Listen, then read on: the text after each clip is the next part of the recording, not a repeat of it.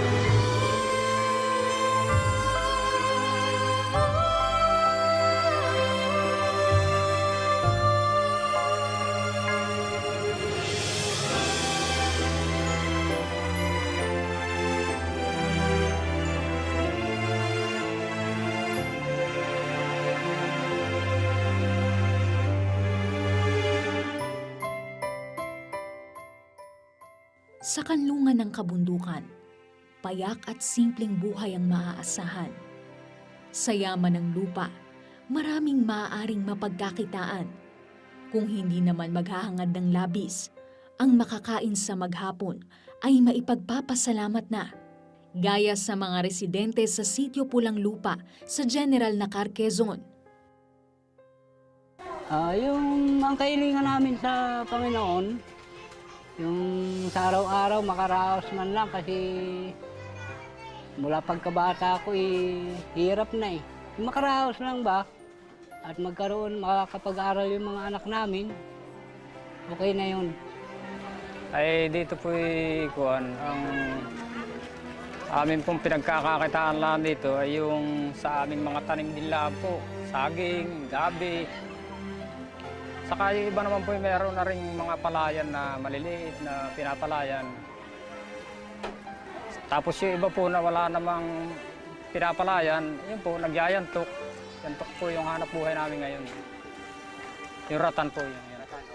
Ako po ay may extra po ako na yun po yung kung tinatawag po yung paggagamas po dito, yung nagtatanggal po ng damo, nakikipag-arawan po kami, tsaka yung asawa ko naman po yung pagkakaingin, pagpapalayan. Mahirap, subalit sa isang masikap sa buhay, hindi mawawala ng oportunidad upang kumita kahit maliit, maitawid lang ang pamilyang umaasa. Higit sa lahat ay ang pananalig sa magagawa ng Diyos sa araw-araw.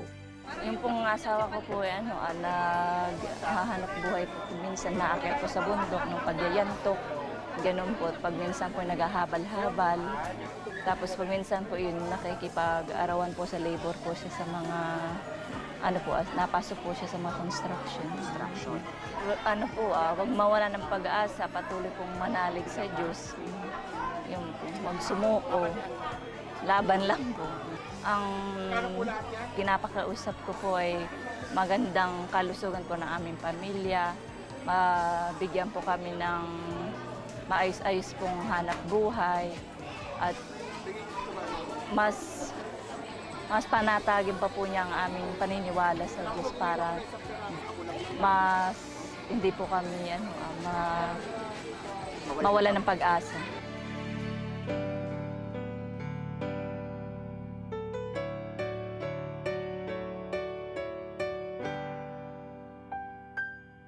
Kung mag-isa ay di naman makakayanan, harapin ang pagsubok at kalungkutan. May pag-asang hatid ang bawat umaga at sa mga pagkakataong hindi natin inaasahan, may mga taong nagbubukas ng palad na tumulong at gumawa ng kabutihang mula sa Diyos. Ito ang sa tuwina ay itinataguyod ng Members Church of God International. Isa ang sityo pulang lupa sa Dinalaw, nilingap at ipinaghanda ng mga kapatid, kalaki pang iba pang serbisyo. Mga serbisyong naghatid ng tuwa sa mga kababayan natin, lalo na sa mga munting bata.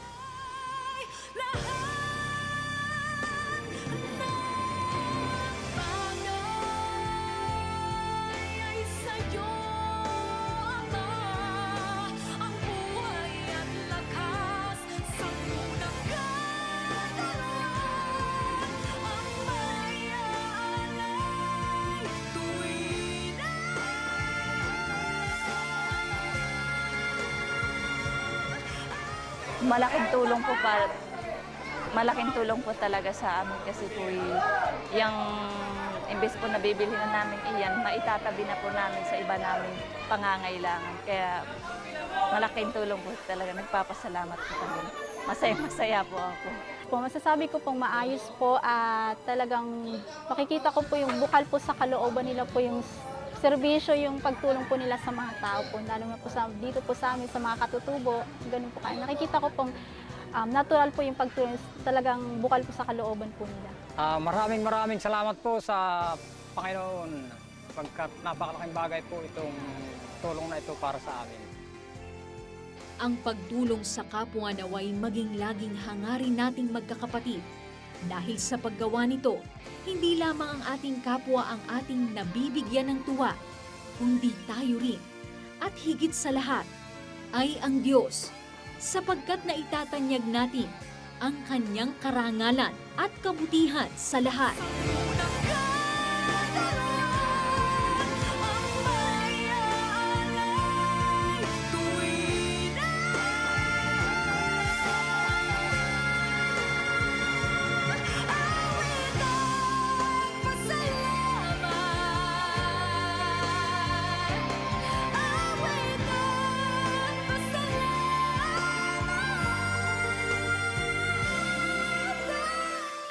Salamat sa Diyos, at yun ang ating pagsasama-samahang patuloy sa tulong at awa ng Diyos na ang kapatirang ito ay magpahayag ng karangalan ng tumawag sa atin.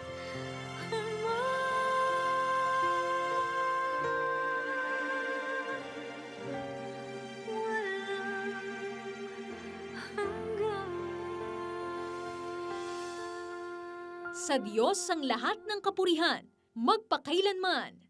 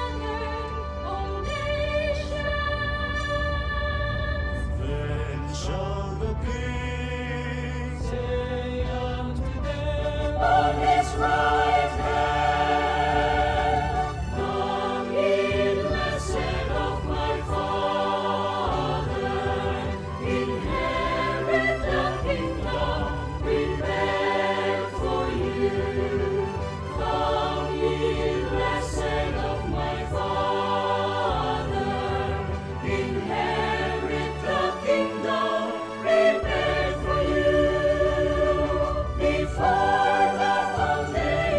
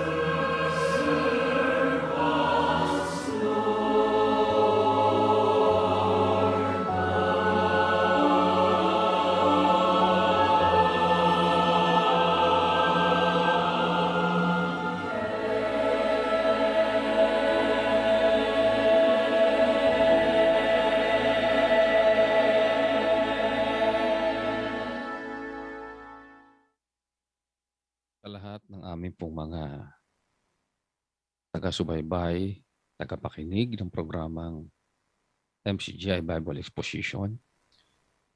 Kayo po'y malugod naming inaanyayahan sa isang pananalangin po sa Diyos na makapangyarihan sa lahat bago po tayo mag-aral ng mga salita ng Diyos sa mga banal na kasulatan. Kung inyo pong minamarapat, tayo po'y sama-samang dumulog sa pananalangin po sa Diyos.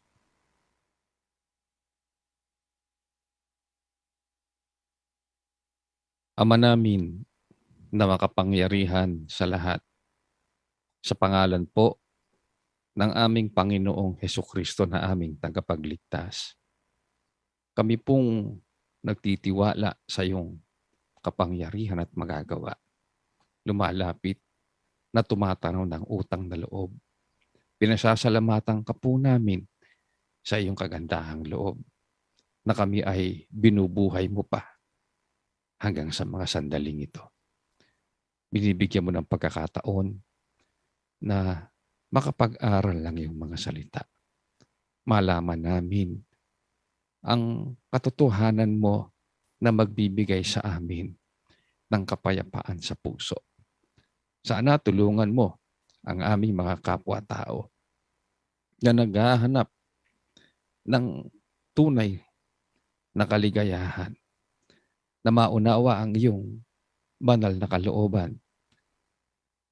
Sana maramdaman ng bawat isa sa amin ang halaga na maglingkod po sa iyo.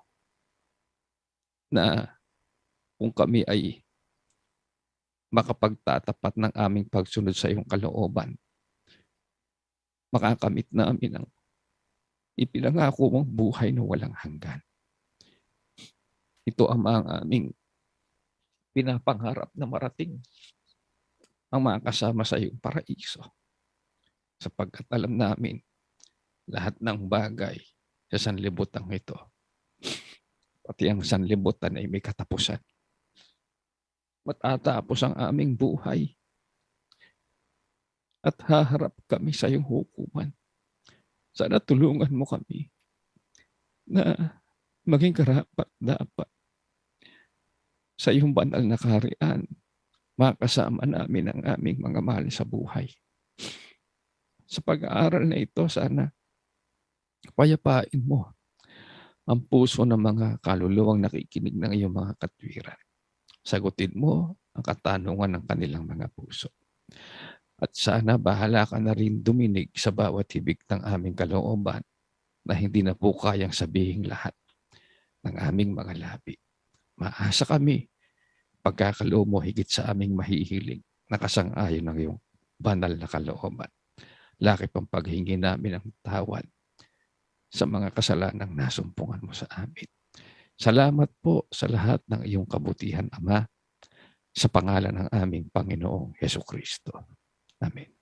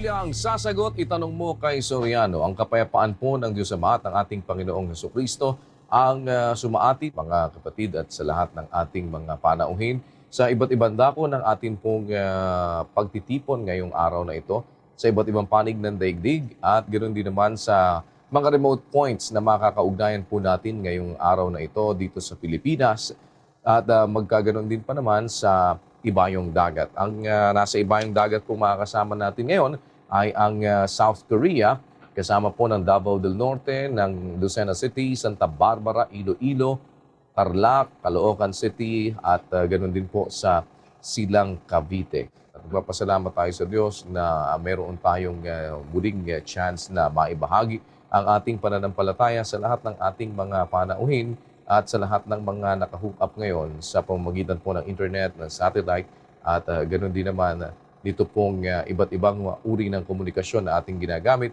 para makipagkalastasan sa ating mga kababayan. At samantala, narito na po ang kapatid na Eli Soriano. Kapatid na Eli, magandang araw po sa inyo.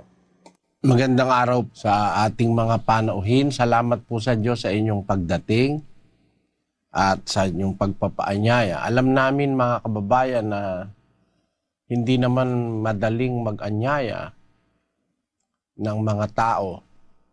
Lalo na pag ang pag-uusapan mga bagay na naukol sa relihiyon. Alam natin na ngayon ay mas maraming bagay na pinagkakaabalahan ng tao at mas maraming bagay na nakalilibang kaysa sa ganitong makikinig ka ng mga salita ng Diyos.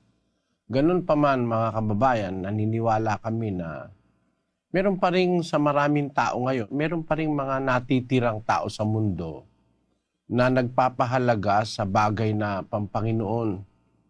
Meron kasing mga tao ngayon, wala nang nakakatakot na po ngayon ng merong isang lugar sa Amerika yata na yung mga tao naglalagay ng sungay, nagpapalagay ng sungay sa noo, tapos nagpapatato, kung ano-ano ng mga ginagawa dahil hindi naman sila naniniwala na sa Diyos. Meron sigurong mga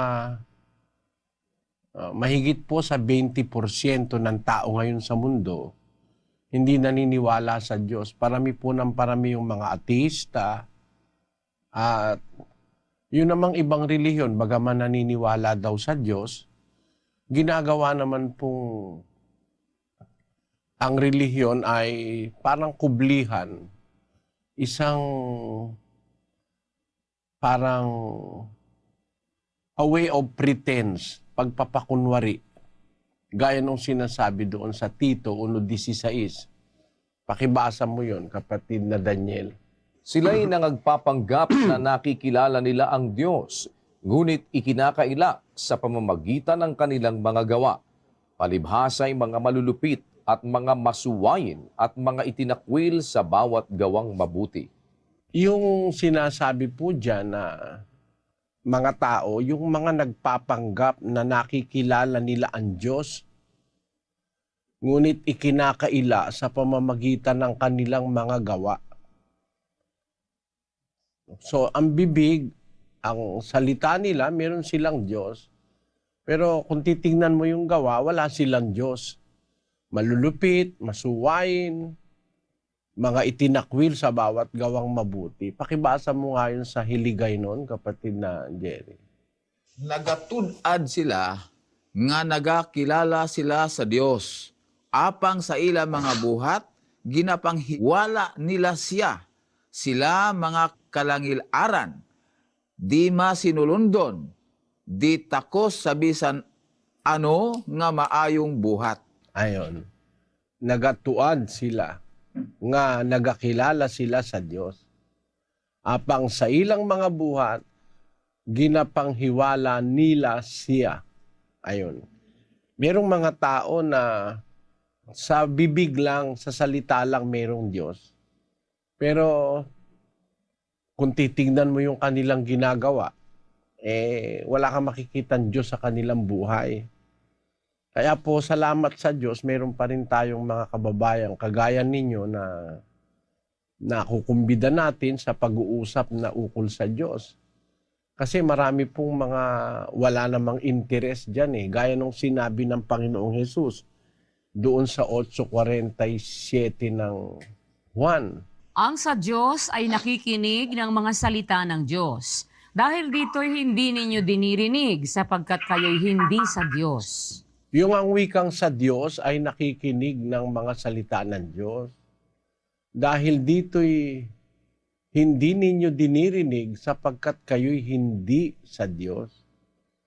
Meron pong pagkakakilanlan tayo sa mga taong meron pang pagka-Diyos sa buhay, meron pang Diyos na kinikilala. Nagkakaroon sila ng nasa na makinig ng salita ng Diyos. Pero ang sabi ng Panginoong Jesucristo, yung ayaw makinig, dahil dito'y hindi ninyo dinirinig sapagkat kayo'y hindi sa Diyos. Nakita nyo mga kababayan. Meron po talagang ayaw makinig. Kaya nagpapasalamat kami kung merong mga ilan tayong naanyayahan sa iba't ibang mga lugar na may kagustuhan pang makinig ng salita ng Diyos. Hindi naman kasi yan pangkaraniwan na ngayon sa mga tao na makinig ng salita ng Diyos. Meron ang gustong pinapakinggan, yung mga chismis, yung mga kasinungalingan, yun, yung mga relihiyon na nanloloko, marami pong miyembro yun. Yung mga nanlolokong mga mangangaral ngayon, hindi naman nagsasalita talaga ng salita ng Diyos. Nagkukwento ng kung ano-anong mga naimbento nilang kwento. Yun po ang maraming mga miyembro. Gaya nung nakasulat sa 24:5 ng Mateo, kapatid na Daniel.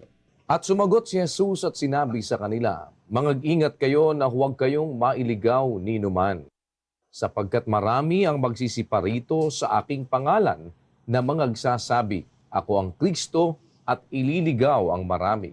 Yung salita ron, ililigaw ang marami. So hindi po konti lang ang maliligaw. Maraming maliligaw. Sapagkat ang may kagagawa nito, yung mga nagpapanggap na mga sa Diyos, yung mga bulaang Kristo, mga bulaang propeta, maraming maliligaw. Kaya makikita nyo mga kababayan, merong panganib sa ating panahon. Marami nang hindi naniniwala sa Diyos. Nasa mahigit na pong 20% ang mga ateista at mga agnostics. Pagkatapos, yun namang naniniwala sa Diyos, nagpapakunwari lang yung iba. Pagkatapos, yung iba naman, maraming maliligaw dahil dadayain ng mga bulaang Kristo at mga bulaang propeta. Makikita nyo kung gaano kapanganib ngayon sa kaluluwa ang ating panahon. Yan po ay nakasulat sa Biblia. Kaya kami po ay nag-aanyaya sa inyo.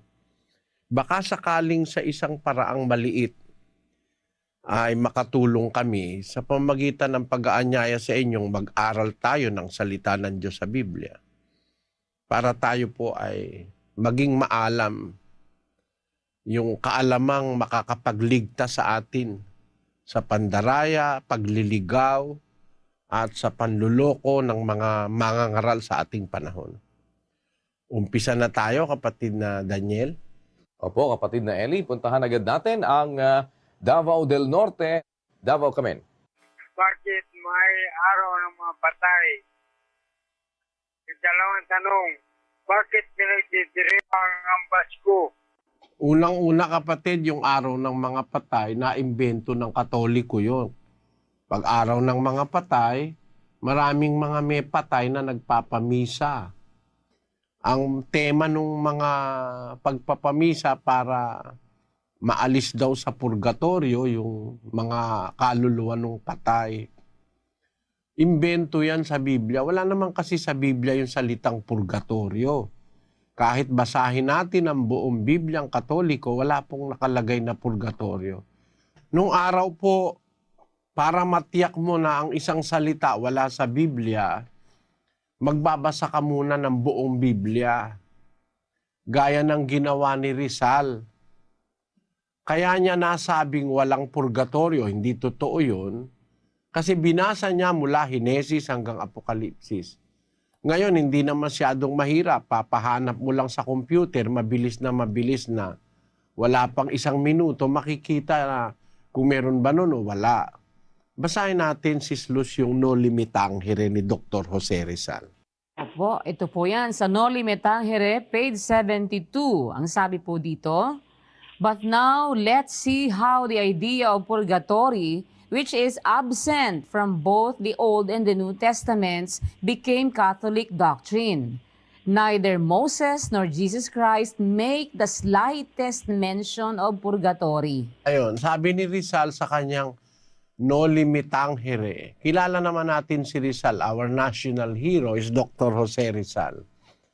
And he was killed by firing squad kasi kaya siya pinatay. Meron siyang mga sinasabing laban sa doktrina ng Iglesia Katolika. Ang isa riyan yung tinatawag na purgatorio.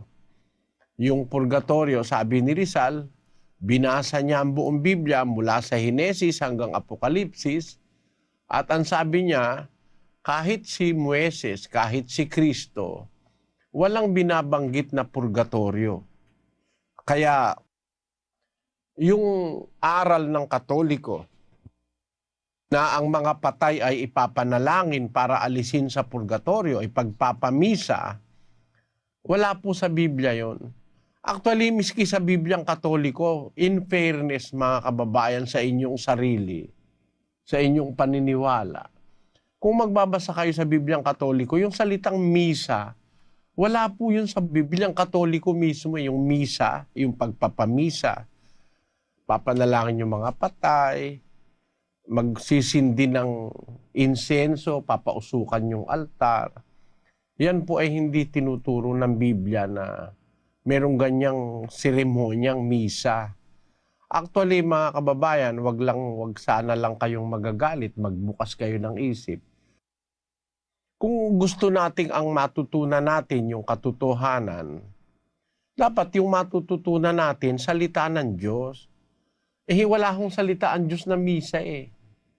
Kaya nga ang sabi ng mga apostol sa 4 ng unang Korinto, pakibasa kapatid na Daniel. Ang mga bagay ngang ito, mga kapatid, ay inianyo ko sa halimbawa sa aking sarili at kay Apolos dahil sa inyo, upang sa amin ay mga tuto kayo na huwag magsihigit sa mga bagay na nangasusulat, upang ang sino man sa inyo ay huwag magpalalo ang isa laban sa iba. Ayon. Dapat ang matutunan natin, huwag hihigit dun sa bagay na nakasulat. Basahin nga natin yun sa Bisaya, sa Cebuano. Karon kining mga butanga, mga igsoon, ingon nga ang pagsulundan, akong gibalhin sa akong kaugalingon ug kang Apollo tungod kaninyo. Aron nga kanamo makakaton kamo sa dili pagbaton ug mga hunahuna kapin sa mga butanga na hasulat na. Ayon. Yung hunahuna, mga haka-haka na wala doon sa nakasulat, hindi dapat na yun ay ating pagbatayan sa relihiyon, mga kababayan. Sa hiligay no ng pagkakasabi ron, initanan mga kauturan na pahanungod ko sa akon kaugalingon kag kay Apolos tungod sa inyo kaayuhan. Agud nga sa amon makatuon kamo nga hindi maglabaw suno sa kasulatan. Yung hindi dapat na hihigit sa kasulatan. Ang pagkatuto na dapat matutunan natin, huwag hihigit sa kasulatan. Sabi sa Kapampangan, ngeni ding bagya deti kapatad, linipat ko king makatulad ka na, kumurin ampon kang Apolos king uliyo. Bangking ke kami, makabalo kayo, ay may labis king bage ang makasulat. Makabalo kayo, may labis king bage ang makasulat. Bakit? Ba't kailangan sa nakasulat tayo matuto? Sabi doon sa 14:37 ng unang Korinto, kung ang sino man ay iniisip niya na siya ay propeta o ayon sa Espiritu, kilalanin niyang mga bagay na sa inyo isinusulat ko na pawang utos ng Panginoon. So yan palang mga sinulat ng mga apostol, yan ay inutos ng Diyos na isulat nila. Basahin natin sa Cebuano. Kung may tao nga nagahuna-huna nga siya manhalagna, kung espirituhanon, pailha siya sa mga butang nga gisulat ko kaninyo, nga kini sila mao ang sugo sa Ginoo. Ang mga butang nga gisulat ko kaninyo, sila mao ang sugo sa Ginoo. Ibig sabihin, yung mga isinulat ng mga apostol, utos sa kanila ng Diyos na isulat. Kaya dapat ang matutunan natin yung nakasulat. Sabi ni Pablo, huwag hihigit sa nakasulat. Kung mayroong purgatorio, dapat sinulat ng mga apostol. Kung may misa, dapat sinulat ng mga apostol. Wala namang sinulat ng mga apostol purgatorio. Wala namang misa. Wala namang Eucharistia. Wala naman nun mga imbento lang ng Katoliko yun, mga kababayan. Kaso yun ang ating nagustuhang sundan. Kaya sana huwag kayong magagalit. Wala ho sa Biblia yan Kaya yung araw ng patay, mabili ang kandila, mabili ang misa, mabili ang kung ano-anong mga religious mga bagay pinagkakakitaan nila yan. Kaya may araw ng patay. Pero sa Biblia, wala namang araw ng patay. Sa buong panahon ng Israel, sa buong panahon ng mga Kristiyano, wala kang mababasang nagdiwang sila ng araw ng patay. Wala nun. Ngayon, bakit daw ipinagdiriwang ang Pasko? Basahin natin yung Catholic Encyclopedia. Talaga bang merong Pasko? O ano ang sabi ng mga Katoliko tungkol sa Pasko na kanilang ipinagdiriwang?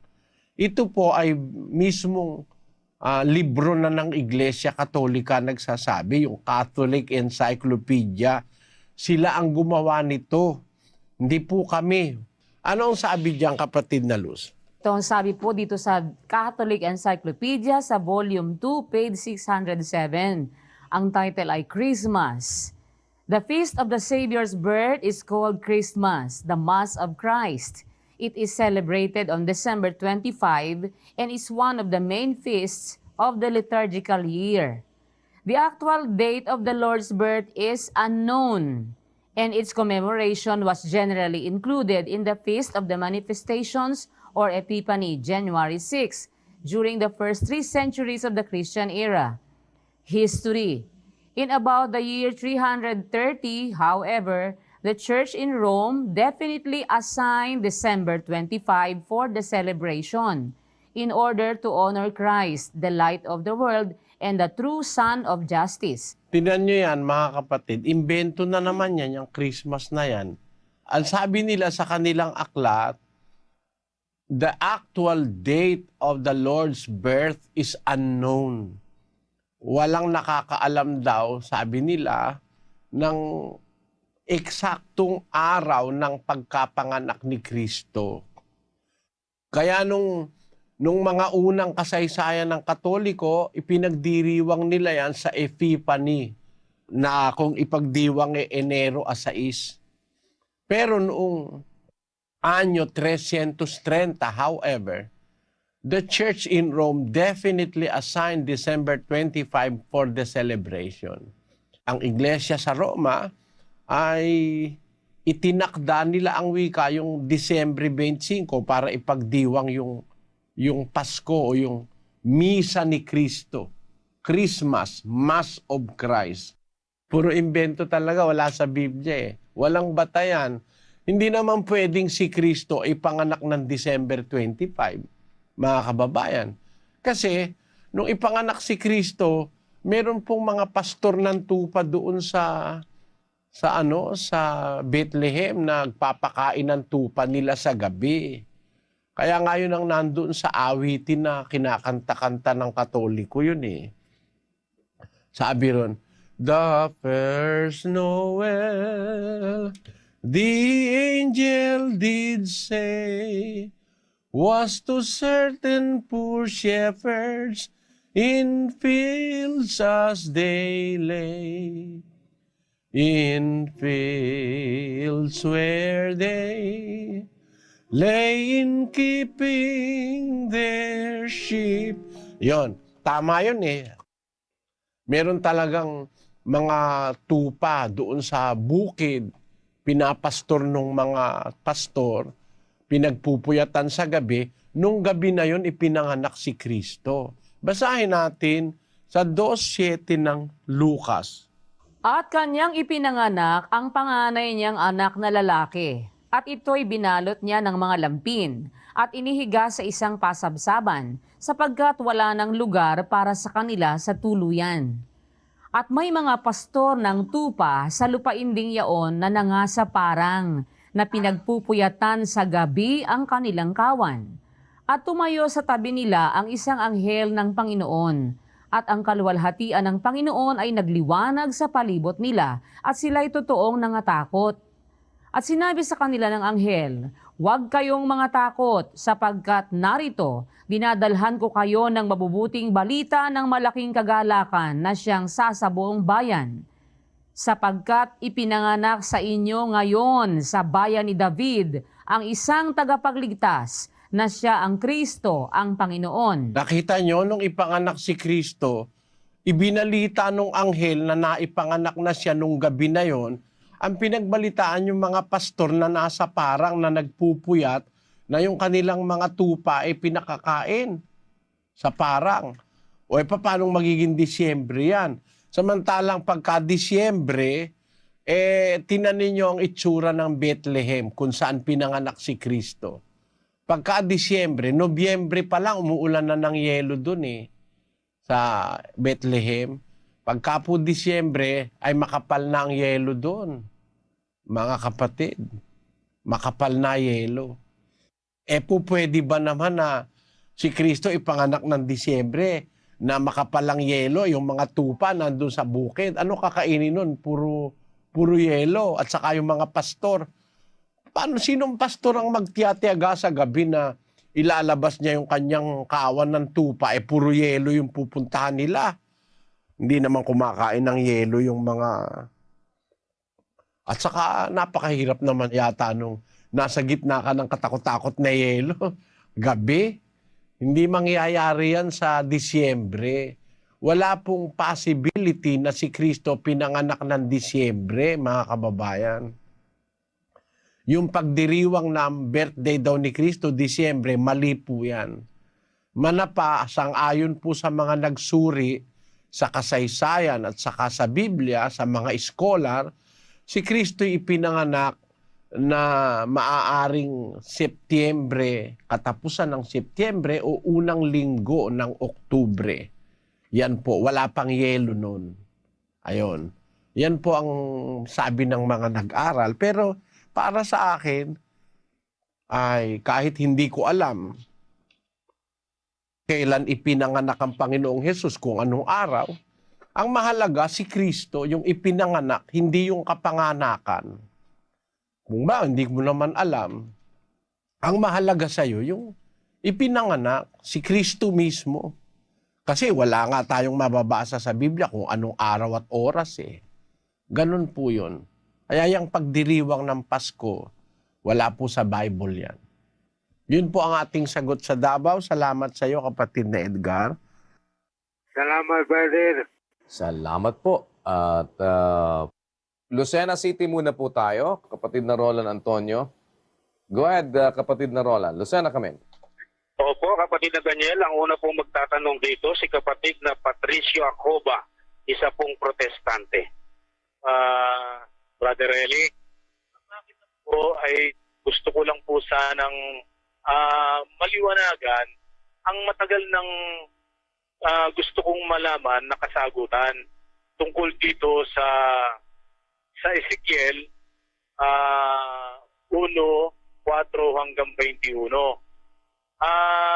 Particular po sa 1:4 kasi po nasusulat po dito ay yun po bang makapal na ulap na naliligid ng liwanag tuwing kikidlat ay may isang bagay na kumikislap parang makinang na tanso.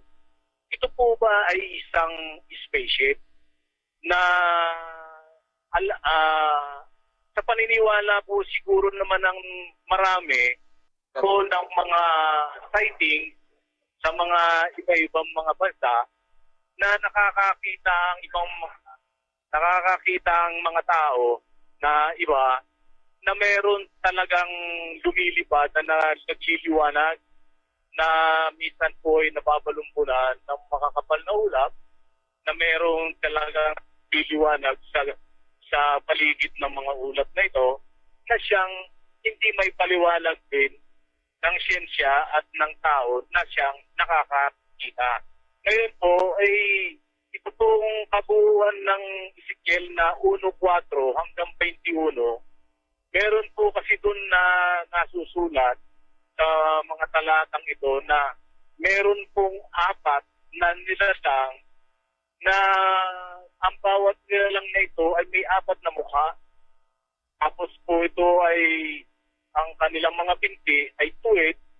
Tapos po ay may mga gulong, sa mga gulong na kung saan man hindi man sila pumihit ay nakakarating sila at nakakatungo sila kung saan sila patutungo. Ano po kaya ho ito? Mga galing po ba ito sa ibang planeta? Kasi marami na pong napagtanungan ako ng mga pastor, pare, ng mga religious leader, hindi rin po nila maipaliwanag sa akin.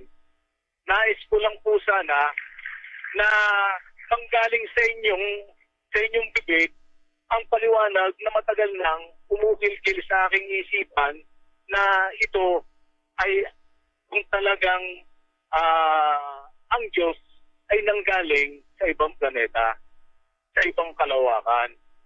Gusto ko lang po sana na ito ay mawala sa aking paniniwala, sa aking isipan na ang itong bagay na ito ay kagagawan ng ating Diyos Ama na siyang lumikha ng lahat ng bagay. Ito lamang po ang aking gustong maliwanagan. Salamat po ng marami sa inyo. Salamat po sa pagdalo nyo, kapatid. At salamat sa Diyos at merong ganitong pagkakataon. Una, ito po, kapatid, ay gusto kong maipaunawa sa inyo. Kung tayo po ay kahit kapiraso ay mag-aaral ng siyensya, ng astronomiya, makikita nyo ang isang katotohanan na nakasulat sa Biblia na kahit po makatuklas ng maraming planeta. Actually, ang atin pong alam na planeta nitong nakakaraang mga taon hanggang nitong bago pumasok ang ika-21 siglo, before the beginning of the 21st century, ang alam ng siyentipiko o ng mga astronomo, ang alam nila ay ang 9 na planeta sa ating solar system. Ang alam natin na planeta, mga 9. Ngayon, inalis nila sa kategorya ng planeta yung Pluto. Kaya 8 na lang po ang planeta. Mercury, Venus, Earth, Mars, Jupiter, Saturn, Uranus, Neptune. Yan po. Yan po ang nasa ating solar system. Ang ating pong solar system binubuo ng isang star, isang bituin, na yun na nga po ang ating araw, tapos ng 9 na planeta dati, na ngayon naging 8 ayon sa mga siyentipiko. Pero meron na po tayo ngayong kaalaman sa malalayo pang mga lugar ng galaxy. Nakarating na po ang pananaw ng Hubble Space Telescope as far as 13.7 billion light years away from the Earth. Maunlad na po ang siyensya ngayon, kapatid. Nakakita na rin sila ng mga planetary system sa iba't ibang mga galaxy. Pero ang isang katotohanan pong natutuklasan ngayon ng siyentipiko, wala pong planetang may buhay. Ang ratio o ang porsyento ng pagkakaroon ng planetang kagaya ng mundo ay halos imposible po sa ibang lugar ng universo. Ang kalkulasyon o ang pagtaya ng mga siyentipiko, magbibigay ito sa atin ng idea at papatunayan ko po ito sa inyo sa Biblia, kapatid. Ano ang sabi diyan, kapatid na Luz? Design evidences in the cosmos, an estimate of the probability for attaining the necessary parameters for life support. Dependency factors estimate 100 billion. Longevity requirements estimate 0.00001. Maximum possible number of planets in universe approximately 10 to the 22nd. Much less than 1 chance in 100,000 trillion exists that even one such planet would occur anywhere in the universe. It is just something like saying impossible. Parang imposible. Sa laki po ng universo, wala silang makitang mga palatandaang mayroong planetang kagaya ng mundo kung saan mayroong buhay na nag-i-exist. Ano po ang sabi ng Biblia tungkol dyan, kapatid? Basahin natin ang Gawa ng mga Apostol, 17:26, kapatid na Daniel. At ginawa niya sa isa ang bawat bansa ng mga tao upang magsipanahan sa balat ng buong lupa. Sabi po ng Biblia, ginawa niya sa isa ang bawat bansa ng mga tao upang magsipanahan sa balat ng buong lupa. Sa Bibliang Grego po, ang tinutukoy, yung buong lupa ay planet Earth. Tandaan niyo po sa Bibliang Grego na kung saan kinuha yung Tagalog, Ingles at iba't iba pang salin ng Biblia, ang sinasabi dyan mismo ay the planet Earth. Ang planetang lupa o ang planetang Earth, ang ating mundo. Yan pala ginawa ng Diyos para panahanan ng tao. At tayo naman madaling makukumbinsi kung meron tayong kaalaman sa siyensya na hindi para ang tao'y mabuhay sa planetang Merkuryo. Sapagkat kung nasa Merkuryo po tayo, hindi tayo mabubuhay doon.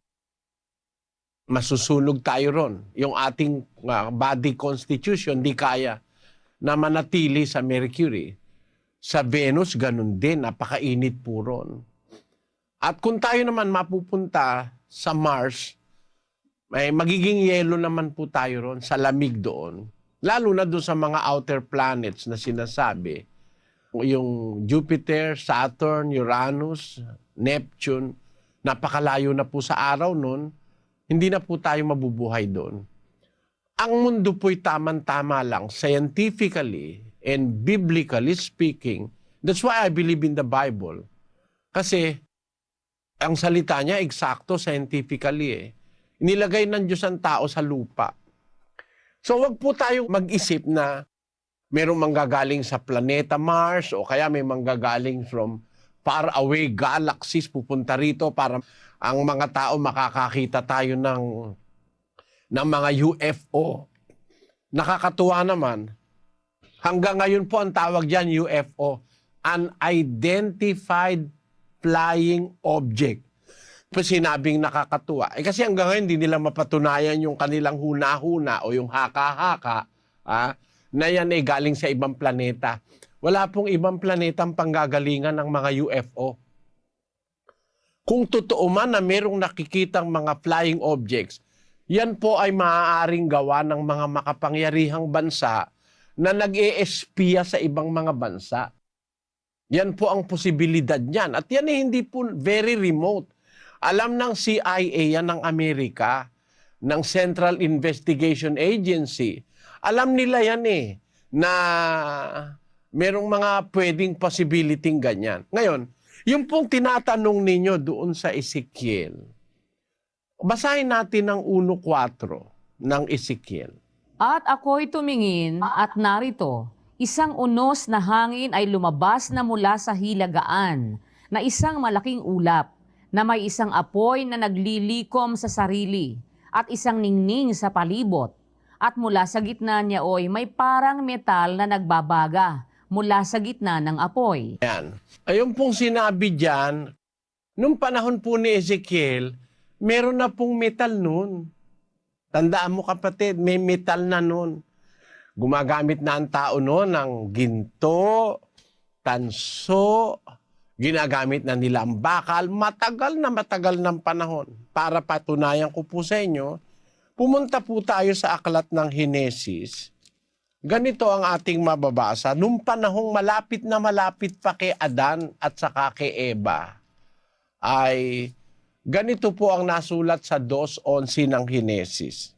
Ang pangalan ng una ay Pison, na siya'y lumiligid sa buong lupain ng Habila, na dooy may ginto. At ang ginto sa lupang yaoy mabuti. Mayroon din naman doong bedelyo at batong onyx. Yan. Nung panahon na nasa Eden si Eva at si Adan, isa sa ilog na nagsasanga sa Eden ay yung ilog ng Pison na siyang lumiligid sa buong lupain ng Habila na dooy may ginto. Noong pang panahon na yon, mga kapatid, panahon pa nung mga unang tao, meron ng kaalaman ng tao sa ginto. Ang ginto po ay metal Metal po ang ginto. Ang katunayan, isa sa mga apo ni Adan ay gumagamit na ng metal na si Tubal-Cain. At tungkol kay Zila ay ipinanganak naman niya si Tubal-Cain na mamamanday ng lahat na kagamitang patalim na tanso at bakal. At ang kapatid na babae ni Tubal-Cain ay si Naama. Ayan, tinanin nyo kapatid si Tubal-Cain namamanday ng kagamitang patalim na tanso at bakal. So ang Biblia po, as early as the time of Genesis, ay bago po dumating ang Israel naman pagkatapos na ang Israel mailabas sa Ehipto, malayo na yun, panahon na yun. Tapos nung nasa Kanaan na sila, dumating yung panahon ng mga propeta, doon naman ang hula ngayon si Ezekiel. So ng panahon ni Ezekiel, hindi na po ignorante ang tao sa metal. Kung papansin yung Ezekiel 1:4, pakibasa mong uli, Sis Luz. At ako'y tumingin, at narito, isang unos na hangin ay lumabas na mula sa hilagaan, na isang malaking ulap, na may isang apoy na naglilikom sa sarili, at isang ningning sa palibot. At mula sa gitna niya may parang metal na nagbabaga mula sa gitna ng apoy. Nakita mo kapatid, ang sabi ni Ezekiel, parang metal, hindi metal. Alam nila yung metal Kaya sinabi niya, parang metal, hindi nga po metal. Ngayon, ganito yan kapatid. Kaya naniniwala rin ako sa Biblia hindi dahil sa siyensya kaya ako naniniwala, kundi dahil sa kaalaman ko sa siyensya na pagtitibay ko na talagang ang Biblia totoo. Tingnan ninyo, ang sinasabi ni Ezekiel, unos na hangin. Hindi po ito ordinaryong hangin. Unos na hangin, isang hangin na malakas po ito. Mula sa hilagaan. Tapos isang malaking ulap ang nakita niya na may isang apoy na naglilikom sa sarili. Tingnan ninyo kapatid, pagka merong ulap at saka may unos, hindi ba merong kidlat? Because there is fire in water. Meron pong apoy sa tubig, kapatid. Bakit? Sapagkat ang tubig binubuo ng dalawang uri ng gas. Ang tubig po binubuo ng hydrogen at oxygen. Kaya nga ang scientific symbol niyan H2O 2 atoms of hydrogen plus 1 atom of oxygen will make up water. Tubig yon. Ngayon sa tubig, kapatid, makikita nyo, isang simpleng paliwanag lang na yung ulap, merong unos. Pagka po yung mga ulap na malalaki nagkakabanggaan, nagpo-produce ng lightning, ng apoy. That is because of friction. Ano po ibig kong sabihin, kapatid? Yung nakita ni Ezekiel, ito po ay scientifically possible na yung isang malaking ulap at yung unos na hangin, may isang apoy na naglilikom sa sarili, parang na umiikot. Isang ningning sa palibot. Mula rito may parang metal na nagbabaga mula sa gitna ng apoy. Pagdating sa 5, kapatid na Luz, At mula sa gitna niya nanggaling ang kahawig ng 4 na nilalang na may buhay. At ito ang kanilang anyo. Sila'y nakawangis ng isang tao. At bawat isa ay may 4 na mukha. At bawat isa sa kanila ay may 4 na pakpak. At ang kanilang mga paa ay mga matuwid na paa. At ang talampakan ng kanilang mga paa ay parang talampakan ng paa ng isang guya. yan, sa makatwid, mula dun sa gitna nung parang nangyayari na yun na nakita ni Ezekiel na parang unos na hangin, na merong apoy, lumabas ang wika ang 4 na nilalang na buhay, at tinasabi naman niya ngayon, ano ba anyo nito? Yung isa mukhang tao, etc. Hindi mo tayo bitin dyan hindi tayo bitin. Pagdating ng aklat ng Apokalipsis, inuulit yung banggit tungkol dun sa 4 na nilalang na buhay. 4:6 ng Apokalipsis. At sa harapan ng luklukan ay wari na may isang dagat na bubog na katulad ng salamin.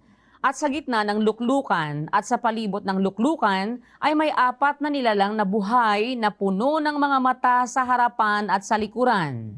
At ang unang nilalang ay katulad ng isang leon. At ang ikalawang nilalang ay katulad ng isang guyang baka. At ang ikatlong nilalang ay may mukhang katulad ng sa isang tao. At ang ika-4 na nilalang ay katulad ng isang agila na lumilipad. At ang 4 na nilalang na buhay na may 6 na pakpak, bawat isa sa kanila, ay mga puno ng mata sa palibot at sa loob.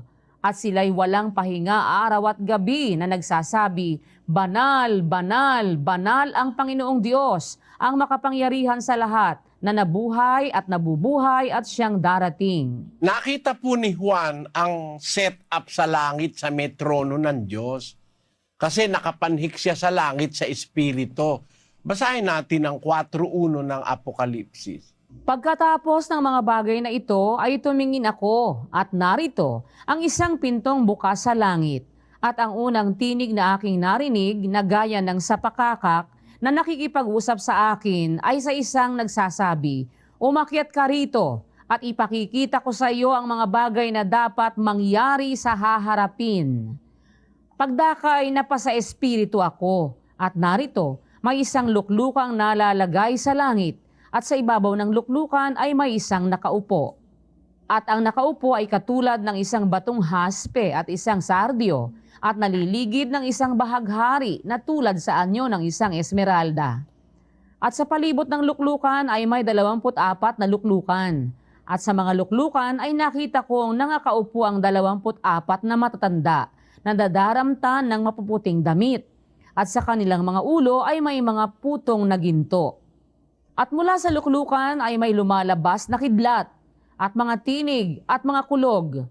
At may 7 ilawang apoy na mga nagliliyab sa harapan ng luklukan na siyang 7 espiritu ng Diyos. At sa harapan ng luklukan ay wari na may isang dagat na bubog na katulad ng salamin. At sa gitna ng luklukan at sa palibot ng luklukan ay may 4 na nilalang na buhay. Yan, napakaliwanag na yung senaryong nakita ni Juan nung sabihin sa kanya, umakyat ka rito, nakita niya bukas yung pinto sa langit, pinaakyat siya, pinakita sa kanya yung trono, tapos yung nakapalibot na mga 24 na luklukan kung saan nakaupo yung 24 na matatanda, at nakita niya rin yung 4 na nilalang na buhay na kagayang-kagaya nung nakita ni Ezekiel sa kanyang pangitain. Ngayon, ito po ba ay may possibility na mga aliens at nakasakay sa spaceship? Yung nakita, wala pong ganon, kapatid. Kasi hindi nga metal yung nakita niya Alapaap at saka unos na hangin. Ayon. At ang sabi ni Ezekiel, parang metal na nagbabaga mula sa gitna ng apoy na doon lumabas ngayon yung 4 na nilalang na buhay.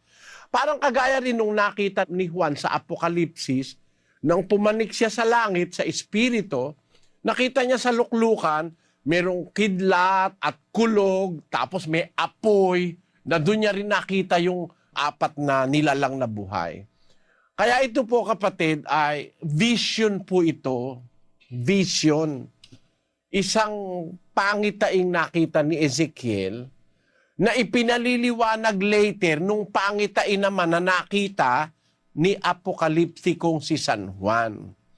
Wala pong possibility, biblical or scientific, na ito ay mga UFO, na ang Diyos ay galing sa ibang planeta. Hindi po totoo yun. Ang Diyos po ang gumawa ng lahat ng planeta. Sinasabi po yan ng banal na kasulatan. Basahin natin ang 14 ng gawa ng mga apostol. At tinawag nilang Jupiter si Bernabe at Mercurio si Pablo, sapagkat siya ang pangulong tagapagsalita. At ang saserdote ni Jupiter na ang kanyang templo ay nasa harap ng bayan, ay nagdala ng mga baka at mga putong na bulaklak sa mga pintuang daan at ibig maghaing kasama ng mga karamihan. Datapwat nang marinig ito ng mga apostol na si Bernabe at si Pablo, ay hinapak nila ang kanilang mga damit at nagsipanakbo sa gitna ng karamihan na nagsisigaw at nagsisipagsabi, "Mga Ginoo, bakit ninyo ginagawa ang mga bagay na ito? Kami mga tao ring may mga karamdamang gaya ninyo at nangagdadala ng mabubuting balita sa inyo upang mula sa mga bagay na itong walang kabuluhan ay magsibalik kayo sa Diyos na buhay na gumawa ng langit at ng lupa at ng dagat at ng lahat ng nasa mga yaon." Nakita nyo, ito lahat na ng direksyon ng sinabi ni Pablo rito eh. Ba't nyo ba kami sinasamba? Sabi niya doon sa mga tao doon sa lugar na kanyang kung saan siya nagmilagro. Bakit nyo kami sinasamba? Kami taong kagaya nyong may karamdaman din. Pinagdadala lang namin kayo ng mabuting balita upang sa mga bagay na itong walang kabuluhan, yung pagsamba sa hindi tunay na Diyos, walang kabuluhan yon, magbalik kayo sa Diyos na buhay, na siyang gumawa ng langit at ng lupa at ng dagat at ng lahat ng nasa mga yaon. So ang gumawa ng buong universo ang Diyos. Huwag po natin kailanmang maisip na ang Diyos galing sa ibang planeta. Ang Diyos po ng Biblia, siya ang gumawa ng mga planeta. Siya ang gumawa ng langit at lang lahat ng mga bagay na nasa mga yaon. Kaya ano pa man ang makita natin sa universo sa darating, gawa ng Diyos lahat yan. Ngayon, yung Diyos na gumawa ng lahat ng bagay, siya po ang nagsasalita sa Biblia sa pamamagitan ng kanyang mga propeta at mga apostol at mga ebanghelista.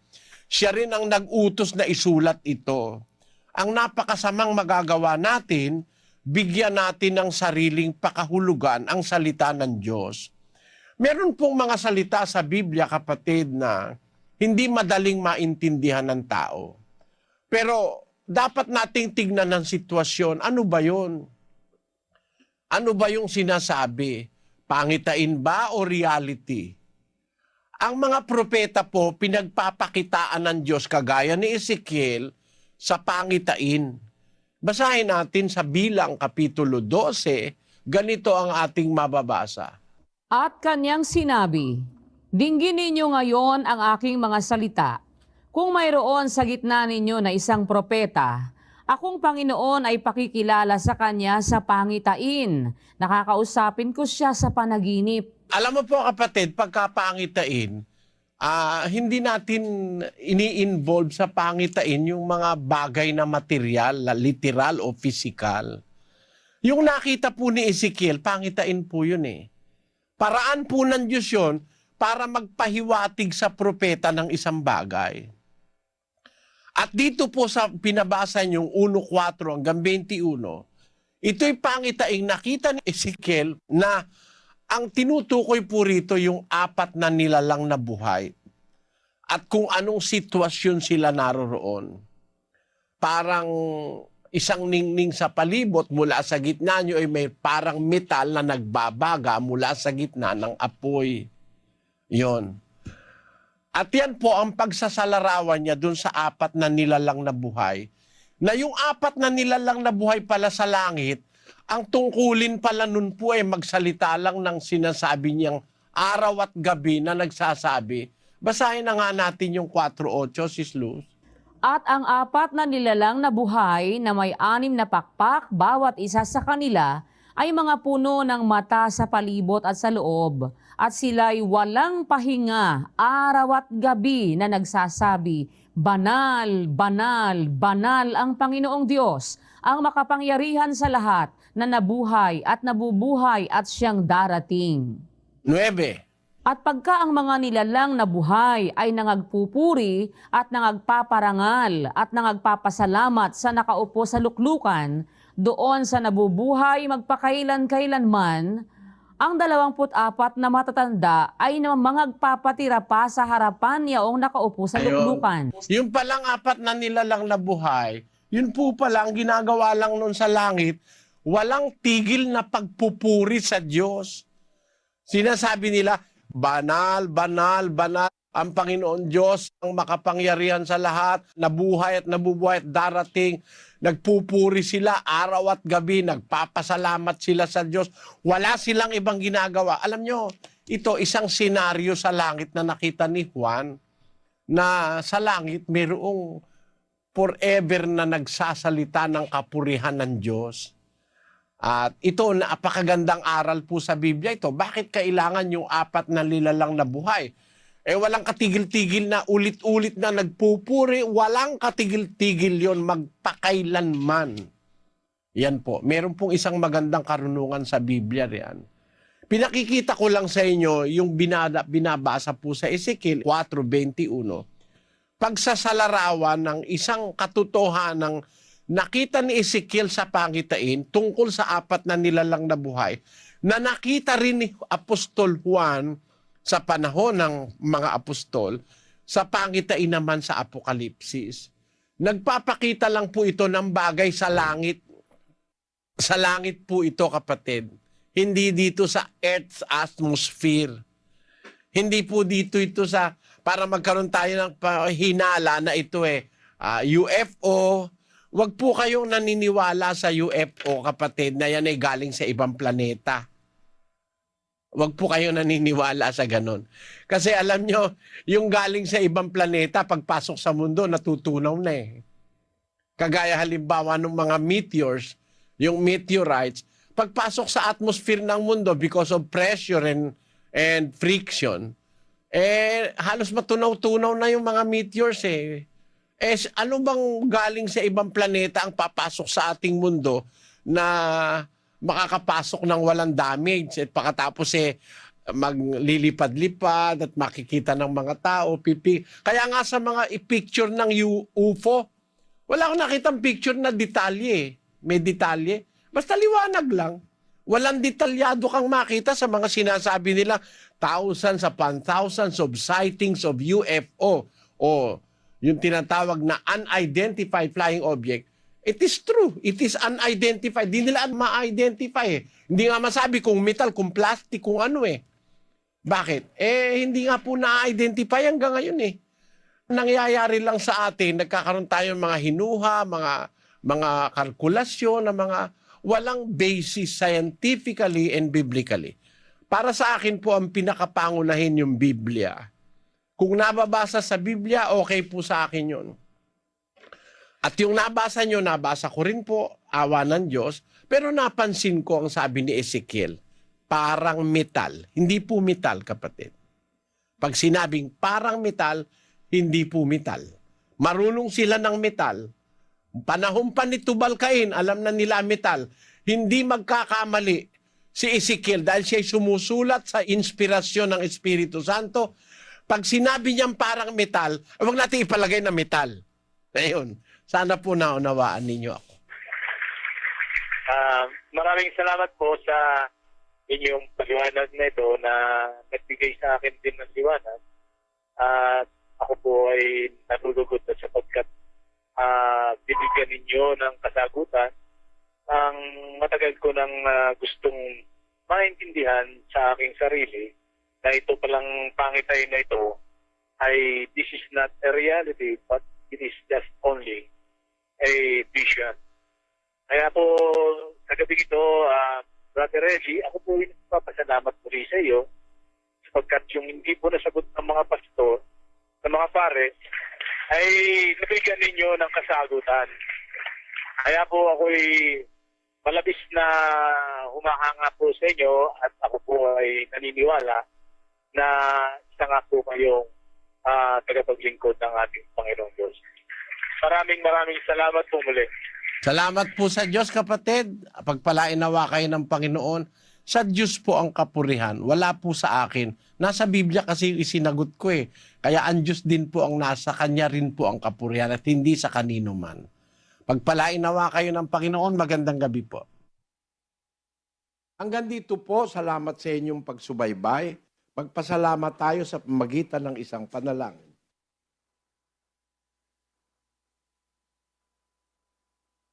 Panginoon naming Diyos, Ama naming dakila at makapangyarihan sa lahat.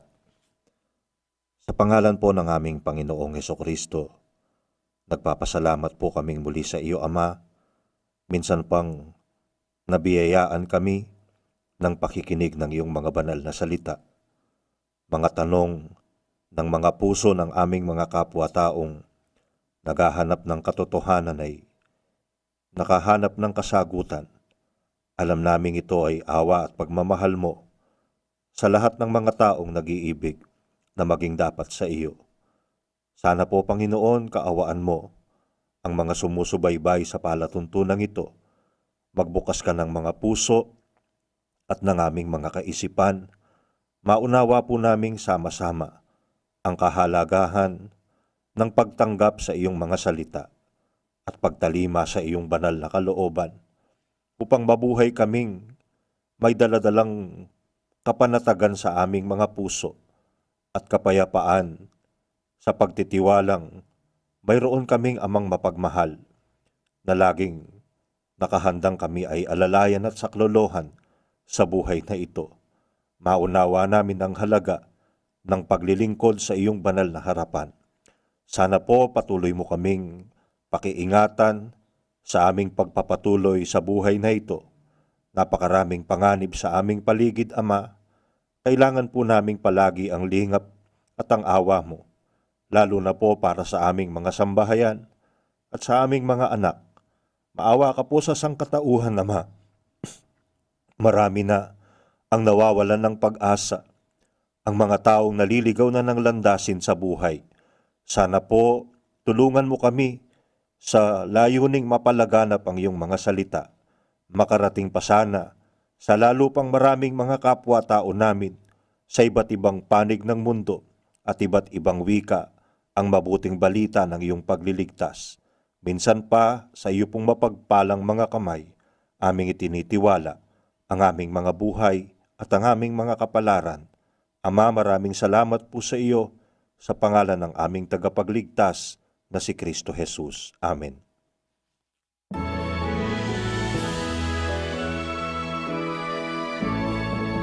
The majesty always to the Father and to the Son is honor and power, and in the Holy Spirit dwell glory forever and ever.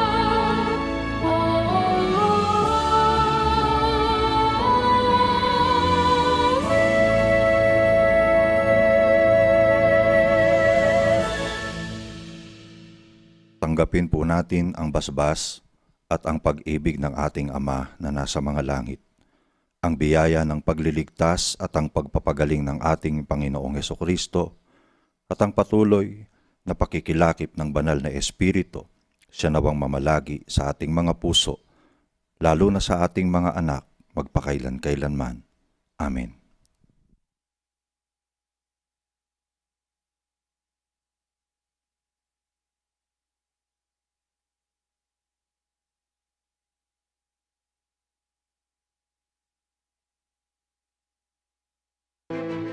Ang mga members po ng Church of God International ay nag-aanyaya sa inyong lahat para sa isang mass indoctrination o ng pag-aaral ng mga doktrina ng ating Panginoong Jesucristo. Ano po ba ito, mga kababayan? Pag-aaralan natin, ano ba ang mga utos ni Kristo, mga aral ni Kristo, aral ng Ebanghelyo, na para sa ating panahon. Kasama ba rito ang pagbibigay ng ikapo? Ang Santa Senang may abulo yan? Kasama ba rito ang pangingili ng Sabado? Doktrina ba ng Panginoong Jesucristo na bawal ang baboy, hipon at iba't iba pa? Nanyayahan namin kayo ng isang buong taus-pusong paanyaya na sana'y pagbigyan ninyo, mga kababayan, kung kayo po ay mayroong pagnanasang makaalam ng mga aral na tunay na doktrina ng ating Panginoong Jesucristo. Mag-uumpisa tayo mula sa October 3, 2022. Yan po'y Lunes, ika-7 ng gabi. Magandang araw po sa inyong lahat.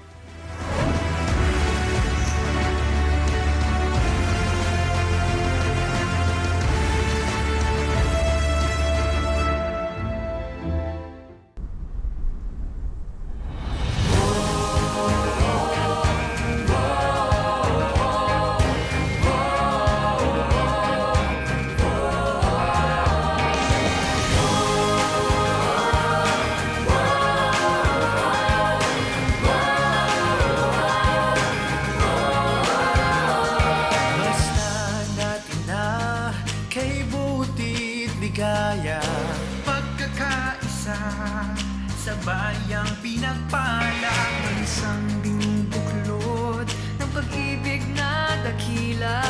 Aral ni Kristo'y ibinabandila. Kristiyano ako.